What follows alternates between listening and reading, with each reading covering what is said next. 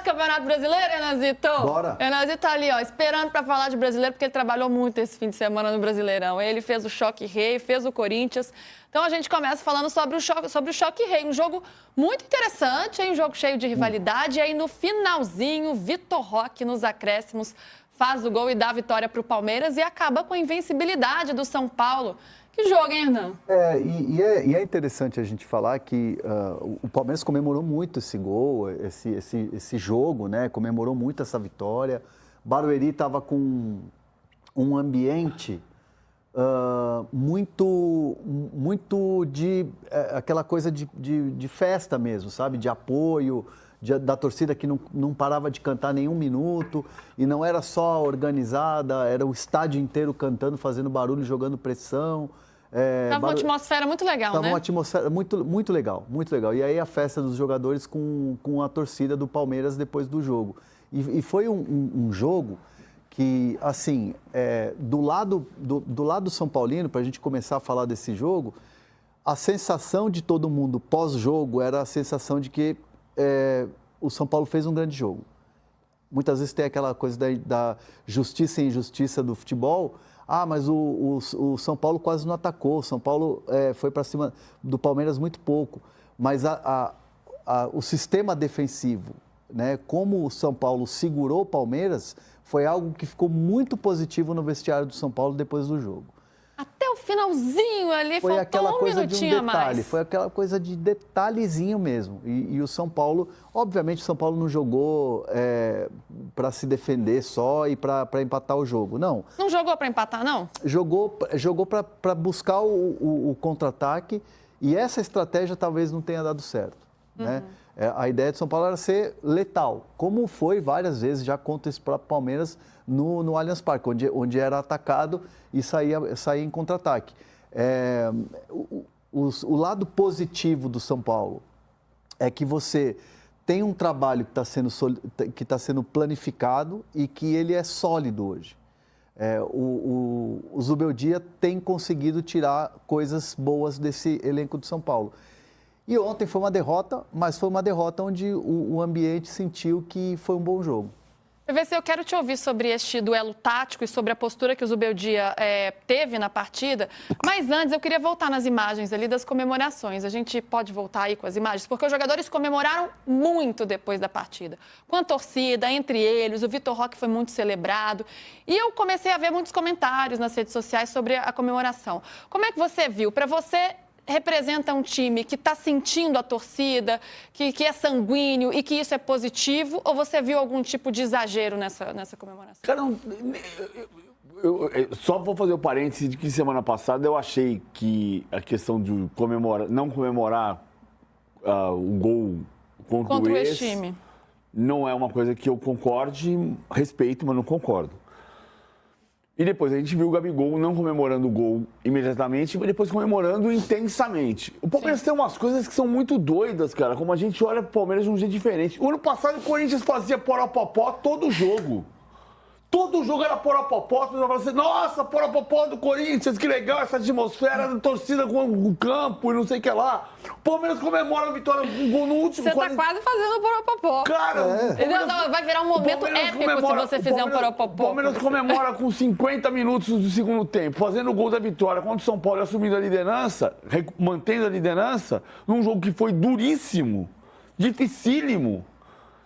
E aí, não é porque comemorou demais. Cara, e o poró-popó do Corinthians? O poró-popó pode, o Palmeiras comemorar indo em Barueri. E um ponto importante, que as pessoas não prestam atenção no outro. A gente fala tanto de empatia, que as pessoas não prestam atenção no outro. Desde a pandemia, o que mais se fala é empatia, mas ninguém é empático com ninguém. Presta atenção no que aconteceu durante 6 meses, que a torcida não cantava o nome de jogador nenhum. Ninguém vai para Barueri, porque todo mundo odeia ir para Barueri. Um dia teve promoção de ingressos, lota Barueri, recorde de público em Barueri, a torcida embala o time para uma vitória com um gol no último minuto que mantém a liderança que estava perdida naquele momento. E começa uma festa. Aí você fala assim, não, mas a festa foi exagerada. E o poró-popó para sair do rebaixamento?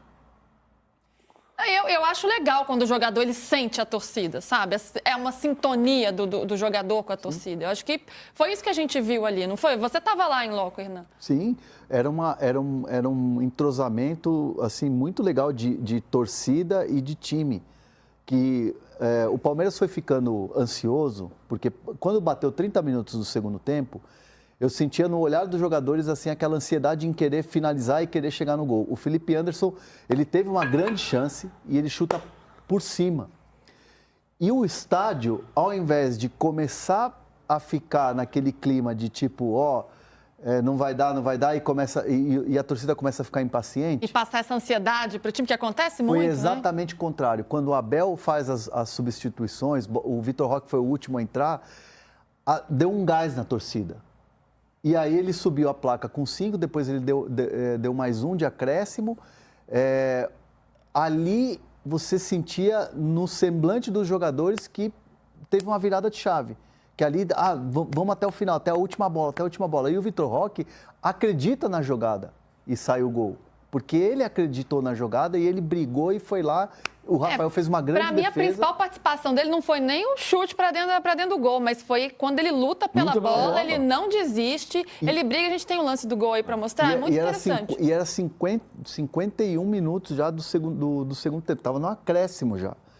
E o Palmeiras não se entrega, esse time que luta até o final. Então, essa sinergia, esse entrosamento, foi natural ter. A gente está vendo o lance aí, ó. Agora ele completa para ser. E tinha 2 centroavantes ali, mas né? o quanto ele briga pela bola ali, mostra, né, esse time que não desiste até o fim, olha. É um duelo dele com o Ferrarese, né? Essa sinergia da torcida de apoiar até o fim e depois os jogadores se entregarem, para mim, ali, que eu estava ali, foi uma situação natural de ter essa baita dessa comemoração. Então, não foi uma coisa assim, estão exagerando, os caras ganharam uma Copa, ganharam... Ou estou provocando o adversário. Não, foi uma situação que foi andando naturalmente. Só um parênteses que eu falei do Poropopó. Ano passado, a gente elogiou o Poropopó muitas vezes, verdade ou mentira? Sim, era bonito. Era bonito. A gente cansou de elogiar o Poropopó aqui no de primeira. Só estou dizendo o seguinte... Poropopó pode, Palmeiras comemorar, acima do turno, na 8ª rodada, não ganhou o campeonato, não se trata disso. Comemorou a vitória no Clássico. Não tá comemorando o título de forma antecipada, não foi esse o caso, né? E, PVC, pelo lado do São Paulo, como é que você viu a postura do Zubeldia, a postura tática do Zubeldia? Você achou que ele foi bem na sua proposta, apesar de ter sofrido um gol aí no finalzinho? E, claro, o resultado ele acaba balizando muito as análises, mas foi uma partida tática interessante do São Paulo. Ou você acha que o São Paulo poderia mais, poderia fazer mais, mesmo tendo um elenco inferior em relação ao Palmeiras? Eu acho que o Zubeldia foi bem na montagem, mas que a montagem não funcionou do mesmo jeito que funcionou no primeiro tempo do jogo do pênalti do Vitor Roque lá na semifinal do Allianz Parque. E, aliás, assim, é uma montagem que funciona porque o São Paulo dificultou o Palmeiras nos 3 jogos deste ano, mas não fez nenhum gol. Apesar de ter dificultado a vida do Palmeiras, não conseguiu fazer nenhum gol no Palmeiras. Né? Foi 0-0, 0-1 e 0-1 de novo. Então, mas era a lógica. Só que eu entendo... Vou mostrar a prancheta? Eu acho que a bola não chegou como chegou da primeira vez. Apesar da grande chance do segundo tempo ter sido do Oscar. Olha só, aqui o jogo tem que fluir. Você trava aqui atrás, né? Você faz os 3 zagueiros, que vira linha de 4 quando o Wendel, depois o Enzo Dias vem fazer aqui. Vira linha de 4, entendi. O Cedric que vira ponta direita. Vira um 4-2-3-1, que é um 4-4-2 defendendo, beleza. Quando a bola sai... ela tem que fluir nesse setor aqui do Alisson, Marco Antônio e Matheus Alves. E não fluiu. A bola não saiu. Então, foram pouquíssimas chances. Qual foi a grande chance? A do Oscar. Quando o Oscar entra no lugar do Matheus Alves e o Oscar consegue criar a jogada do desafogo e sai na frente do Everton, que faz a defesa. Era a bola que o São Paulo podia ter resolvido o jogo. E o Everton foi bem, o Oscar não conseguiu finalizar. Isso aqui é importante, até em relação ao que a gente estava falando do Ancelotti agora há pouco. Isso aqui voltou, sabe o que é isso que está esse bolo de gente aqui? Voltou a marcação individual. Não é marcação homem a homem, de você pegar o Piquerez e seguir o Cedric até o outro lado. ou do Wendel sair para cá e o Jai acompanhar o Ferreirinha ou o Wendel para o outro lado. Não é marcação individual tipo Faquete com o Jairzinho na Copa de 70. Mas é a marcação de encaixe. Ontem, quando você viu o Barcelona pressionando o Real Madrid, no tiro de meta, que subiu os 3 lá em cima e mais os 2 por dentro, e mais os 2 laterais, você chegava com 7 homens na frente para compor a marcação do tiro de meta. Igualzinho o Palmeiras ontem. É a história do gol da semana passada do Vitor Roque. Ah, mas foi um vacilo absurdo do Hugo Moura. Foi. Mas por que ele vacilou? Porque o time tá assim, ó. O Esteban com o Alan Franco, o Vitor Roque com o Tressoldi, o Paulinho com o Ferrarese, o Alan vem com o Alisson, o Richard Rios com o Marcos Antônio. Cada um tem o seu. E você vê o tiro de meta do São Paulo, tá o time do Palmeiras inteiro no campo de ataque. Por quê? Porque cada um marca um. Igual o Barcelona ontem contra o Real Madrid. Essa marcação individualizada voltou ao futebol. Voltou num nível que não é o tempo inteiro, não é o jogo todo, não é individual de você perseguir do outro lado do campo, mas é individualizada, é encaixada. E o Palmeiras faz isso muito bem. Qual foi o resultado disso? A bola do São Paulo não chegava, ela travava no meio, tirando a bola do Oscar, que chegou para o Oscar, e o Oscar podia ter feito 1-0. O Zubeldia falou, né, que com o que ele tinha, o São Paulo jogou bem. Você concorda em partes? É em partes, porque o time não melhorou com o André Silva no lugar do Caleri. Sim.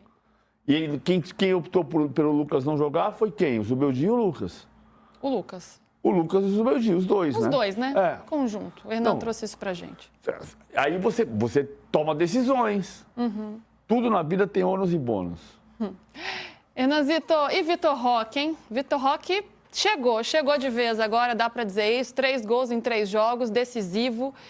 Será que esta partida marca realmente a chegada dele, deixa para trás qualquer tipo de estigma? Ah, tá demorando para fazer gols, aquela pressão, né, pela contratação, pela expectativa, marca um novo momento? Aí, para ele foi muito importante marcar nesse clássico, né, da maneira que foi.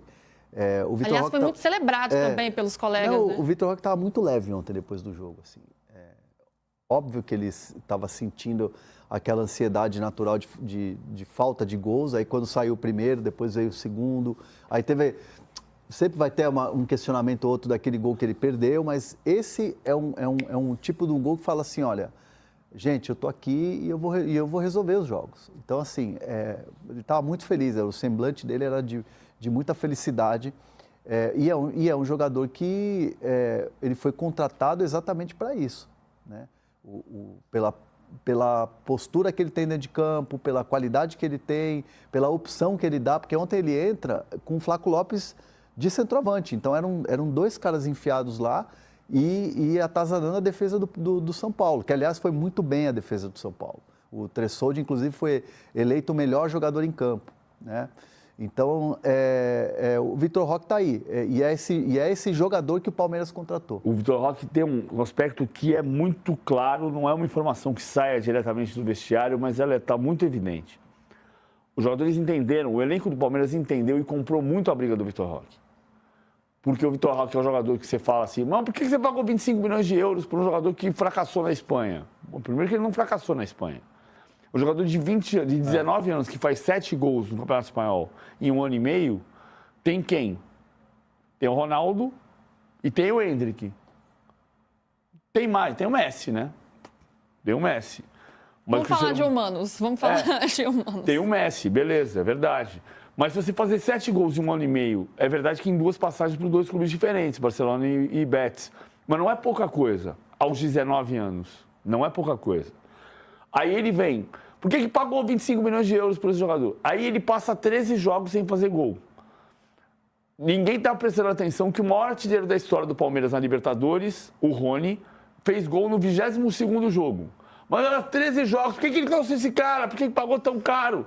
E isso vai entrando na cabeça do cara. Vitor Roque é bagre. Vi vários comentários até aqui no chat, viu, gente? E o vestiário, isso é parte da festa de ontem.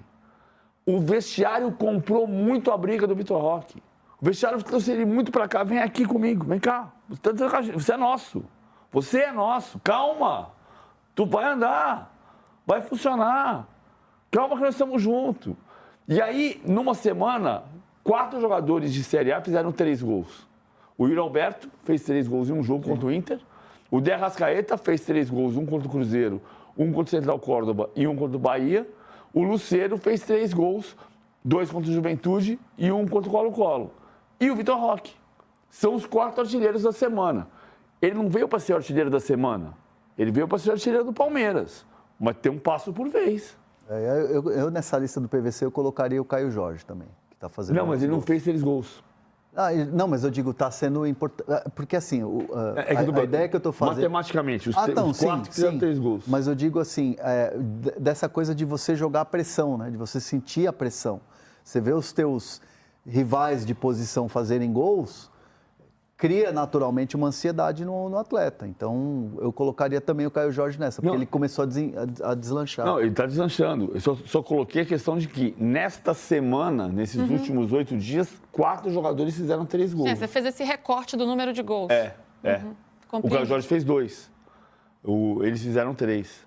Renan, ainda sobre o jogo de ontem, algo que chamou muita atenção aí foi a expulsão do Abel, né? Depois ele não vai para a coletiva. Foi, inclusive, uma decisão do Palmeiras para preservá-lo, né? De entender que não seria o melhor momento de ele falar.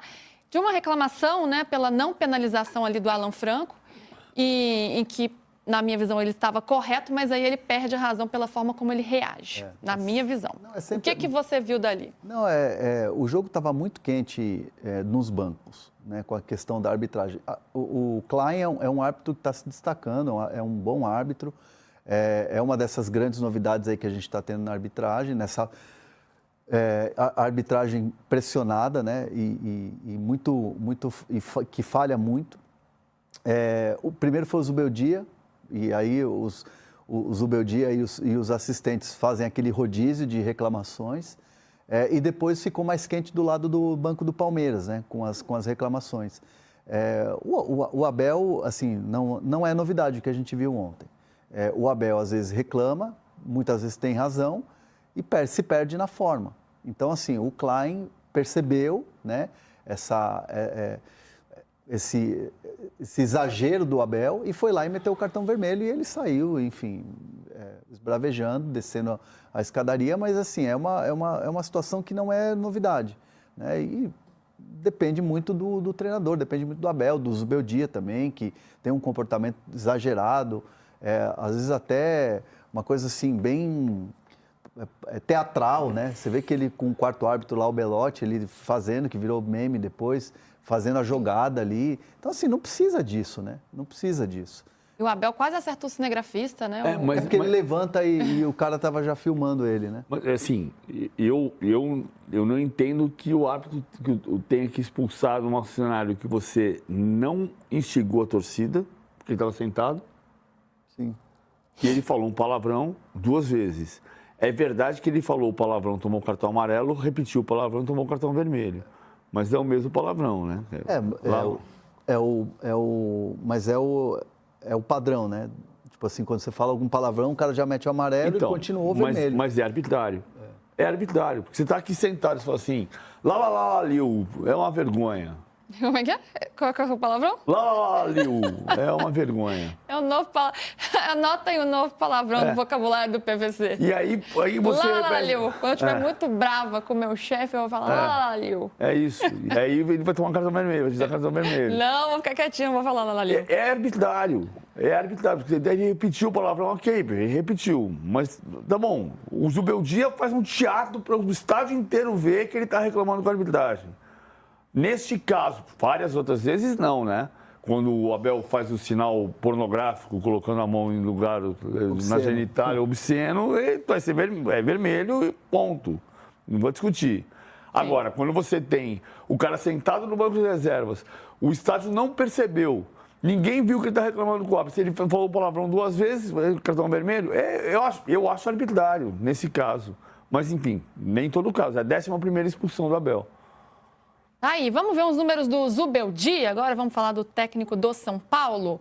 Zubeldia em clássicos, hein? 2 vitórias, 3 empates, 4 derrotas, 33% de aproveitamento. É uma comparação aí com outros técnicos do São Paulo. Todos os técnicos da década, né? De 21 para cá. Isso. Aí o Thiago Carpini, 41% de aproveitamento, Dorival, 56% de aproveitamento, Rogério, 55% e o Crespo, 50%.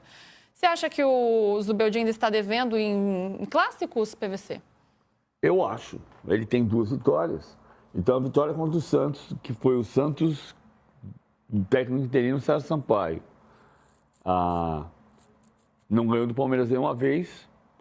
Então, é o pior aproveitamento. Em clássicos, é. Aí é matemática. Aí não você está dizendo que tem que ir embora, tem que não ficar. Não se trata disso. É o pior aproveitamento em clássicos dos 5 técnicos desta década, de 21 para cá.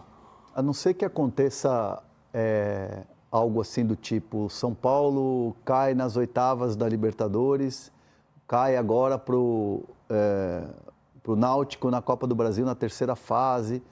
A ideia da direção é muito clara de que o Zubeldia será o treinador até o final da temporada. Então, assim, é um trabalho que vem sendo planificado, é um trabalho que está melhorando e a diretoria detectou que o Zubeldia, neste período, agora que teve as lesões, que os jogadores principais ficaram fora e ele conseguiu achar um time, vou citar um exemplo aqui, Ferrarese do lado direito com o Cédric na segunda linha e também o Marcos Antônio e o próprio Juan Tressoldi, que ontem fez uma partidaça. Foram alternativas que o técnico encontrou.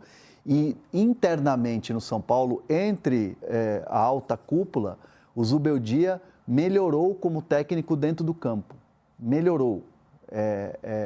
Tem um desempenho melhor no dia a dia, na escolha, e isso em resultados, principalmente na Libertadores. Então, se não acontecer nenhuma, entre aspas, catástrofe, né, que balança a estrutura e aí você mexe um pouco e cria-se uma zona de instabilidade em relação a cargo de treinador, a ideia do São Paulo é ter o Zubeldia até o final da temporada. Ele vinha sendo muito questionado pela forma como ele lia o jogo e pelas substituições que ele fazia ao longo da partida, né? As escolhas durante o jogo, essa tomada de decisão durante a partida. E isso parece que realmente tem sido diferente. Agora, ontem, uma estreia também como titular, Paulinho. O que você achou, PVC? Eu gostei do Paulinho. O Paulinho é muito bom jogador. Não é uma estreia, não é estreia, mas depois de um mês ele como titular, né? Depois de 6 jogos. Primeira vez como titular. Não deixa de ser um marco, né? Foi ganhando minutagem ali aos poucos e aí começa jogando, o Abel tirando alguns jogadores, tanto que o Vitor Roque entra durante a partida e escolhendo aí o Paulinho. Eu acho que o trabalho que vai dar é que o Paulinho é um jogador mais habilidoso, mais decisivo do que o Facundo, mas é menos tático. E o Facundo não jogou 26 partidas consecutivas por acaso. Ontem, depois de 26 jogos, ele ficou fora. Ele joga porque ele, taticamente, produz muito. Ele trabalha muito. E é um dos menos falados, né? É um dos mais quietinhos ali, mas sempre está no time e tem sido muito importante, Facundo. E o Paulinho é um jogador para jogar na função... Acho que o Paulinho vai virar titular da ausência do Estevão. O Paulinho é a grande opção para ser o jogador diferente depois que o Estevão for embora. Para jogar até por dentro, ou pela direita ou por dentro. Quando o Estevão for embora, você vai ter que ter um craque. Que é o craque? O Paulinho. Eu acho que é esse o cenário para o segundo semestre. E até lá, até o segundo semestre, ele vai entrar e vai sair, vai entrar e vai sair, mas o Facundo vai jogar porque taticamente ele é importante. Muito bem, falamos bastante sobre o clássico, sobre o choque rei. Quer falar mais alguma coisa? Só uma última informação de bastidor do Palmeiras. O Giai está com muita moral. E é um jogador que se encontrou nessa função que é quase um terceiro zagueiro ali, né? E é um jogador muito forte fisicamente, está muito confiante. Então, assim, o Palmeiras que tanto teve paciência com esse jogador, porque teve torcedor que queria que devolvesse lá para o São Lourenço com 1 mês, 2 meses. E o Palmeiras fez todo um trabalho que foi de preservar o Giai e dar a ele uma condição para ele readquirir essa confiança e dizendo a ele, a gente está segurando um pouco até você retomar, vai treinando, vai trabalhando, nunca deixa de trabalhar. E isso é muito do Abel, que o Abel fala que às vezes o melhor treino é puxar o cara e conversar, melhor do que no campo. Então, assim, o Abel teve essa paciência, o jogador teve resiliência e hoje ele é uma peça fundamental. Tanto que Marcos Rocha e Mike hoje são a segunda e terceira opções. O Giai hoje é dono da posição e é um jogador que internamente o Palmeiras comemora muito por ter tido essa paciência com ele e o jogador ter tido essa resiliência. investida, né? E esse crescimento dele é interessante de acompanhar.